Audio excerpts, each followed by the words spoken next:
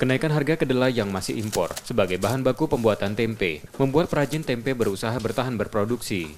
Saat ini harga kedelai sudah mencapai Rp10.000 hingga Rp11.000 per kilogram, yang membebani biaya produksi perajin tempe.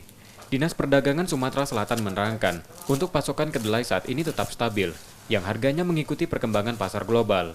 Produksi kedelai di beberapa negara produsen saat ini sedang turun, sementara permintaan impor naik tajam khusus dari Cina. Kebutuhan kedelai kita di Indonesia ini masih tergantung impor, terutama dari Amerika ya, bagian besar negara Amerika Serikat.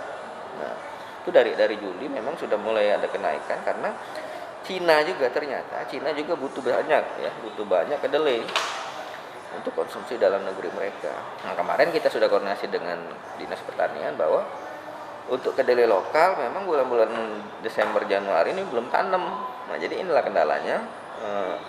Karena stok katakanlah menipis ya katakanlah buat tidak ada. Ya kan berlaku ke pasar. Dinas Perdagangan Sumsel tidak mampu melakukan intervensi soal harga karena masalah impor berada pada kewenangan pemerintah pusat. Muklas Diferensial, Kompas TV, Palembang.